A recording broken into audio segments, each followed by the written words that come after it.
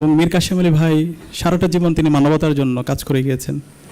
আমার বাড়ি হচ্ছে চট্টগ্রামে, আব্বার ব্যবসার সুবাদে পার্বত্য চট্টগ্রামে থাকার সুযোগ হয়েছে। তো পার্বত্য চট্টগ্রামে আপনারা যারা গিয়েছেন আপনারা জানেন খুবই রিমোট এরিয়া। আমরা যখন রাঙ্গামাটির দিকে যাই, কাপ্তাই লেকের ওইখানে আমরা আগে দেখতে পাইতাম আমাদের উপজাতি যারা আছে, চাকমা, মারমা, ত্রিপুরা, রাখায়ন, এই মানুষগুলো ওই অঞ্চলের সামান্য অসুস্থ হলে মারা যেত, ট্রিটমেন্ট পাইতো না। কিন্তু এই শহীদ মীর কাসেম আলী ভাই পার্বত্য চট্টগ্রাম একদম ওই প্রত্যন্ত এলাকায় তিনি হাসপাতাল প্রতিষ্ঠা করেছেন, ইবনে সিনা হাসপাতাল প্রতিষ্ঠা করেছেন, মেডিকেল করেছেন।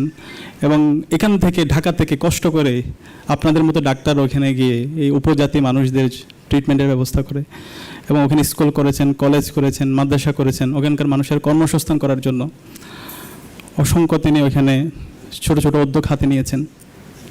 এবং সারাটা জীবন আজকে বাংলাদেশে যত বড় বড় প্রতিষ্ঠানগুলো আমরা দেখতে পাই সেই প্রতিষ্ঠানগুলো ওনারা তৈরি করেছেন এবং যুবকদেরকে যেন তারা বুদ্ধিভিত্তিকভাবে যেন ম্যাচিওর হইতে পারে সেই জন্য অনেকগুলো থিঙ্ক ট্যাঙ্ক প্রতিষ্ঠান তৈরি করেছেন এবং পুরো মুসলিম উম্মার জন্য অনেকগুলো উদ্যোগ আমরা দেখতে পাই। তো এই ধরনের সমাজের গোল্ডেন মানুষগুলোকে পুরো বিশ্বের পুরো মুসলিম উম্মার যারা নেতৃত্ব দেওয়ার মতো উপযোগী মানুষ, সেই মানুষদেরকে খুনি হাসিনা গত 16 বছরে তাদের উপর নির্মম নির্যাতন নিষ্পেষণ করেছে। শহীদ মীর কাসেম আলী ভাইয়ের বিরুদ্ধে মিথ্যা প্রপাগান্ডামূলক অসংখ্য অভিযোগ নিয়ে এসেছিল এবং তাকে অন্যায়ভাবে ফাঁসি দিয়েছিল।